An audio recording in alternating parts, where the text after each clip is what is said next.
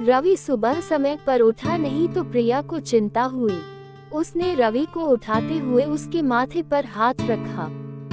माथा तप रहा था। प्रिया घबरा उठी। रवि को तेज बुखार था। 2 दिन से वह खांस भी रहा था। प्रिया ने कल इसी वजह से उसे ऑफिस जाने से मना कर दिया था, मगर आज तेज बुखार भी था। उसने जल्दी से रवि को दवा खिलाकर माथे पर ठंडे पानी की पट्टी रखी। प्रिया और रवि की शादी को अभी ज्यादा वक्त नहीं गुजरा था। 2.5 साल ही हुए थे। पिछले साल तक सास ससुर साथ में रहते थे, मगर कोरोना में प्रिया की जेठानी की मौत हो गई तो सास ससुर बड़े बेटे के पास रहने चले गए। उसके बाद कोरोना का प्रकोप बढ़ता ही गया। पिछले कुछ समय से टीवी चैनल्स पर अहमदाबाद के अस्पतालों में कोरोना से जूझने वालों की हालत देखकर वह वैसे भी परेशान थी। कहीं वेंटिलेटर नहीं तो कहीं ऑक्सीजन नहीं। मरीजों को अस्पतालों में बेड तक नहीं मिल रहा था। ऐसे में अब उनका क्या होगा, ये सोचकर ही वह काम उठी। जल्दी से उसने माँ को फोन लगाया। माँ, रवि को सुबह से बहुत तेज बुखार है, क्या करूँ? बेटा, ये समय ही बुरा चल रहा है। रोहित भी कोरोना पॉजिटिव है, वरना उसे भेज देती। हम खुद उसकी देखभाल में लगे हुए हैं। तू ऐसा कर, जल्दी से डॉक्टर को बुला और दवाएं शुरू कर। हाँ माँ, वो तो करना ही होगा। मेरी सास की भी तबीयत भी सही नहीं चल रही है, वरना जेठ जी को ही बुला लेती। घबरा नहीं बेटी, धैर्य से काम ले, सब ठीक हो जाएगा। माँ ने समझाने का प्रयास किया। प्रिया ने पति का कोरोना टेस्ट कराया। तब तक फैमिली डॉक्टर से पूछकर दवाएं भी देती रही। इस बीच रवि की हालत ज्यादा खराब होने लगी तो वह उसे लेकर अस्पताल भागी। 2 अस्पतालों से निराश लौटने के बाद तीसरे में मुश्किल से बेड का इंतजाम हो सका। सास ससुर और जेठ भी दूसरे शहर में थे, सो मदद के लिए आ नहीं सके। वैसे भी अहमदाबाद में लॉकडाउन लगा हुआ था। रिश्तेदार चाहकर भी उसकी मदद करने नहीं आ सकते थे। आस पड़ोस वालों ने कोरोना के डर से दरवाजे बंद कर लिए। तब प्रिया ने अपने दोस्तों को फोन लगाया, पर सबने बहाने बना दिए। प्रिया अकेली पति की सेवा में लगी हुई थी। अस्पताल में मरीजों की लंबी कतारों और मौत के तांडव के बीच किसी तरह प्रिया खुद को बचाते हुए पति के लिए दौड़ भाग करने में लग गई। कभी दवा की पर्ची लेकर भागती तो कभी खाना लेकर, कभी डॉक्टर से गिड़गिड़ाती तो कभी थक हार कर बैठ जाती। उसे कोरोना वार्ड में जाने की इजाजत नहीं थी। बाहर रिसेप्शन में बैठकर ही पति के ठीक होने की कामना करती रहती। उस पर पति की तबीयत अच्छी होने के बजाय बिगड़ती जा रही थी। उस दिन भी डॉक्टर ने पर्ची में कई दवाएं जोड़कर लिखी। वह दवाएं लेने गई, मगर जो सबसे जरूरी दवा थी वही नहीं मिली। अस्पताल में उसका स्टॉक खत्म हो चुका था। अब वह क्या करेगी? बदहवास सी वह अस्पताल के बेंच पर बैठ गई। बगल में ही परेशान सा एक युवक भी बैठा हुआ था। प्रिया ने उसकी तरफ देखकर पूछा, आप बता सकते हैं ये दवा मुझे कहाँ मिलेगी? मैं खुद ये दवा ढूंढ रहा हूँ, आसपास तो मिली नहीं। मेरे दोस्त ने बताया है कि गांधीनगर में उसकी शॉप है। उसने कुछ दवाएं स्टॉक करके रखी हैं, सो वह मुझे दे देगा। अभी जाने की ही सोच रहा था। पर्ची लाइए, मैं अपने साथ आपके लिए भी दवा ले आता हूँ। बहुत मेहरबानी होगी। सुबह से इसके लिए परेशान हो रही थी। पसीना पोंछते हुए प्रिया ने कृतज्ञ स्वर में कहा, मेहरबानी की कोई बात नहीं, इंसान ही इंसान के काम आता है। बस इतना शुक्र मनाए कि दवा वहाँ मिल जाए, कहकर वह चला गया। करीब 2-3 घंटे बाद लौटा तो उसके चेहरे पर परेशानी की लकीरों के बावजूद खुशी थी। ये लीजिए, बड़ी मुश्किल से मिली, मगर मिल गई, यही बहुत है। बहुत बहुत शुक्रिया। कितने की है? प्रिया का चेहरा भी खिल उठा था। अरे नहीं, पैसे की जरूरत नहीं, आप पहले ये दवा खिलाए मरीज को। उस दिन के बाद से दोनों में बातचीत होने लगी। वह अपने पापा की देखभाल में लगा था और प्रिया पति के लिए दौड़ भाग कर रही थी। दोनों का दर्द एक सा ही था। प्रिया जब भी व्यथित होती तो उसके कंधों पर सिर रख कर रो लेती। कोई चीज लानी होती तो नीलेश लेकर आता, प्रिया को घर छोड़कर आता। धीरे धीरे तकलीफ के इन दिनों में दो वजन भी एक बंधन में बंधते जा रहे थे। उनके बीच एक अजीब सा आकर्षण भी था जो दोनों के इस बंधन को और मजबूत बना रहा था। एक दिन रवि का ऑक्सीजन लेवल काफी घट गया। अस्पताल में ऑक्सीजन सिलेंडर नहीं था। तब नीलेश ने ये जिम्मेदारी अपने ऊपर ले ली। पूरे दिन कड़ी धूप और गर्मी में लाइन में लगकर आखिर वह ऑक्सीजन सिलेंडर लेकर ही लौटा था। उस दिन प्रिया ने पूछा था, आप मेरे लिए इतना कुछ कर रहे हैं, इतना ख्याल रखते हैं, मगर क्यों? मैं तो आपकी कुछ भी नहीं लगती। फिर बताओ न, ऐसा क्यों कर रही हो? पहली बात, हर क्यों का जवाब नहीं होता, और दूसरी बात, हम दोनों हमसफर नहीं हैं तो क्या हुआ, हमदर्द तो है ना। आपके दर्द को मैं बहुत अच्छे से महसूस कर सकता हूँ। आपकी तकलीफ देखकर मुझे दुख होता है। बस किसी भी तरह आपकी मदद करना चाहता हूँ। एक अनकहा सा मगर मजबूत साथ महसूस कर वो गमों के बीच भी मुस्कुरा उठी थी।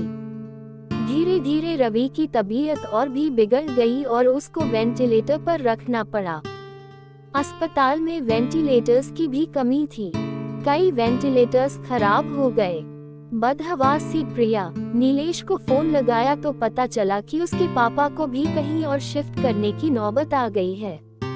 आप चिंता न करो प्रिया जी, मैं अपने पापा को जिस अस्पताल में लेकर जा रहा हूँ, आपके पति को भी वहीं लेकर चलता हूँ। वहाँ वेंटिलेटर की सुविधा है और डॉक्टर्स भी अच्छे हैं। नीलेश ने उसे ढांढस बंधाया और फिर जल्दी ही शिफ्टिंग की सारी व्यवस्था करा दी। शाम में सब निबट गया तो नीलेश का हाथ पकड़कर रोते हुए प्रिया इतना ही कह सकी, आप नहीं होते तो पता नहीं क्या होता। मैं नहीं होता तो कोई और होता। अच्छे लोगों की मदद के लिए कोई ना कोई आ ही जाता है। ऐसा नहीं है नीलेश जी, मैंने अपने दोस्तों, पड़ोसियों और परिचितों सबको देख लिया। इस कठिन समय में कोई भी मेरे साथ खड़ा नहीं। केवल आप हैं जिसे 5-6 दिन पहले तक मैं जानती भी नहीं थी। आज लगता है ऐसे आपके बिना रह ही नहीं सकती। उसकी बात सुनकर नीलेश ने एक अलग ही नजर से प्रिया की तरफ देखा और फिर मुस्कुरा कर चला गया। प्रिया के दिल में अजीब सी बेचैनी होने लगी। वह सोचने लगी कि नीलेश का साथ इस परेशानी के समय में भी कितना सुकून दे जाता है। अस्पताल में मरीजों के रिश्तेदारों की भागदौड़ और परेशानियों के बीच भी चंद लम्हे वह केवल नीलेश के बारे में सोचती रह गई। इसी तरह 2-3 दिन और गुजरे। रवि की हालत काफी गंभीर थी। फिर सुबह सुबह प्रिया को सूचना मिली कि उसके पति की मृत्यु हो गई है। एक पल में प्रिया को लगा जैसे वह अधूरी रह गई। उसका सब कुछ छिन गया है। नीलेश ने जितना हो सका उसे धैर्य बंधाया। कोरोना की वजह से वह पति के शव को घर भी नहीं ला सकती थी। लॉकडाउन लगा हुआ था, घर वालों का आना भी कठिन था। ऐसे में उसे समझ नहीं आ रहा था कि पति को अंतिम विदाई कैसे दे। इस वक्त भी नीलेश ही उसके काम आया। मुश्किल की इस घड़ी में सबसे पहले उसने प्रिया को शांत कराया, फिर उसके पति को शमशान तक ले जाने का सही से इंतजाम कराया। प्रिया के साथ वह शमशान तक गया, फिर प्रिया को उसके घर छोड़ने आया। प्रिया लगातार रो रही थी, उसके हाथ पैर कांप रहे थे। नीलेश समझ रहा था कि उसकी तबीयत खराब है, वह अकेली है, सो अपने खाने पीने को लेकर लापरवाह रहेगी तो और तबीयत खराब होगी। तब नीलेश ने हाथ पैर धोकर और कपड़े बदलकर उसकी रसोई में प्रवेश किया और सबसे पहले चाय बनाई। प्रिया के साथ खुद भी बैठकर उसने चाय पी। फिर प्रिया को नहाने भेजकर खुद दाल चावल बनाने लगा। प्रिया को खाना खिलाकर उसके लिए सब्जी, फल, दूध आदि का इंतजाम कर और सांत्वना देकर वह वापस लौट गया। 2-3 दिनों बाद जब प्रिया थोड़ी सामान्य हुई और पति की मौत के सदमे से उभरी तो उसे नीलेश की याद आई। नीलेश उसके लिए अपनों से बढ़कर बन चुका था, मगर उसे पता नहीं था कि वह कहाँ रहता है, क्या जॉब करता है। बस एक फोन नंबर था। उसने फोन मिलाया तो नंबर बंद आ रहा था। प्रिया घबरा उठी। वह नीलेश से बात करना चाहती थी मगर ऐसा हो ना सका। 2-3 घंटे वह लगातार फोन ट्राई करती रही मगर फोन बंद ही आ रहा था। अब उससे रहा नहीं गया। कुछ सोचकर वह उसी अस्पताल में पहुंची जहां उसके पति और नीलेश के पापा एडमिट थे। वह रिसेप्शन एरिया में घूम घूम कर नीलेश को खोजने लगी क्योंकि अक्सर दोनों वहीं बैठे होते थे। फिर वह उसे खोजती हुई कैंटीन में भी गई। हर तरफ चक्कर लगा लिया मगर नीलेश कहीं नजर नहीं आ रहा था। थक कर वह वापस रिसेप्शन में आकर बैठ गई और सोचने लगी अब क्या करे। तभी उसे वह नर्स नजर आई जिससे प्रिया की जान पहचान हो गई थी।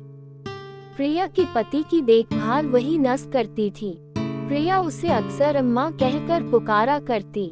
नर्स ने नीलेश को भी उसके साथ कई बार देखा हुआ था। प्रिया दौड़कर नर्स के पास गई। दुखी स्वर में नर्स ने कहा, सॉरी बेबी, तुम्हारे पति को हम बचा नहीं पाए। जो लिखा था वह हो गया, पर ये बताओ अम्मा, आपको नीलेश याद है जो अक्सर मेरे साथ होता था? उसके बाप का इलाज चल रहा था। हाँ बेबी, उसके बाप की भी तो मृत्यु हो गई। वह खुद भी एडमिट है। उसे भी कोरोना है और जानती हो बेबी, वह तेरे पति वाले बेड पर ही है। सच अम्मा, आप उसे पहचानती हो ना? हाँ बेबी, पहचानती हूँ। तेरी बहुत हेल्प करता था, पर अब उसकी हेल्प करने वाला कोई नहीं, अकेला है वह। मैं हूँ न अम्मा, अब उसके लिए किसी भी चीज की जरूरत पड़े तो मुझे बताना। मैं उसके अटेंडेंट के रूप में अपना नाम लिखवा देती हूँ। ठीक है बेबी, मैं बताती हूँ तुझे। इसके बाद प्रिया पूरे मन से नीलेश की सेवा में लग गई। उसके लिए घर का खाना, फल, दवाएं वगैरह लेकर आना, उसकी हर जिम्मेदारी अपने ऊपर लेना, डॉक्टरों से उसकी तबीयत की हर वक्त जानकारी लेते रहना जैसे काम वह पूरे उत्साह से कर रही थी। इस बीच नीलेश की हालत बिगड़ी और उसे आईसीयू ले जाने की जरूरत पड़ गई। इसके लिए अस्पताल के क्लर्क ने उसके आगे एक फॉर्म बढ़ाया। उसमें मरीज के साथ क्या संबंध है ये लिखकर हस्ताक्षर करना था। प्रिया कुछ पलों के लिए सोचती रही कि वह क्या लिखे। फिर उसने उस खाली जगह पर पत्नी लिखकर साइन कर दिया। क्लर्क को कागज थमाकर वह खुद में ही मुस्कुरा उठी। 2-3 दिन आईसीयू में रहकर नीलेश की हालत में सुधार शुरू हुआ और उसे कोविड वार्ड में वापस शिफ्ट कर दिया गया। 8 दिनों तक लगातार सुधार होने और रिपोर्ट नेगेटिव आने के बाद उसे डिस्चार्ज भी कर दिया गया। इतने दिनों तक प्रिया ने भी अपना खाना पीना और नींद भूलकर दिन रात नीलेश की सेवा की थी। डिस्चार्ज वाले दिन वह बहुत खुश थी। उसने सीधा अपने घर के लिए कैब बुक किया और नीलेश को अपने घर ले आई। नीलेश ने टोका तो प्रिया ने थोड़े शरारती अंदाज में जवाब दिया, मैंने फॉर्म में एक जगह ये लिखकर साइन किया है कि मैं तुम्हारी पत्नी हूँ और इसलिए अब मेरा और तुम्हारा घर अलग-अलग नहीं बल्कि एक ही होगा। मगर प्रिया, लोग क्या कहेंगे? लोगों का क्या है नीलेश? जब मुझे जरूरत थी तो क्या लोग मेरी मदद के लिए आगे आए थे? नहीं ना, उस वक्त तुमने मेरा साथ दिया। अब मेरी बारी है। इसमें गलत क्या है? तुम थोड़े ठीक हो जाओ फिर सोचेंगे कि क्या करना है। प्रिया ने अपना फैसला सुना दिया। करीब 10 दिन प्रिया ने जी भर कर नीलेश का ख्याल रखा। हर तरह से उसकी सेहत पहले की तरह बनाने और खुश रखने का प्रयास करती रही। प्रिया एक संयुक्त परिवार से संबंध रखती थी। ससुराल में धन संपत्ति की कमी नहीं थी। ये घर भी पति के बाद उसके नाम हो चुका था। पति ने उसके लिए काफी संपत्ति और गहने भी छोड़े थे। बस एक हमसफर की कमी थी जिसे नीलेश पूरा कर सकता था। उस दिन शाम में प्रिया ने नीलेश के हाथों को थाम कर कहा, जो बात मैंने अनजाने ही उस फॉर्म में लिखा, क्या हम उसे हकीकत का रूप नहीं दे सकते? क्या मैं तुम्हें अपने हमदर्द के साथ साथ एक हमसफर के रूप में भी स्वीकार हूँ? मुझे लगता है प्रिया अब ये बात कहना फजूल है। मतलब ये कि तुम ऑलरेडी मेरी हमदर्द और हमसफर बन चुकी हो। हम हमेशा साथ रहेंगे। तुमसे बढ़कर कोई और मेरा ख्याल नहीं रख सकता, कहकर नीलेश ने प्रिया को गले से लगा लिया।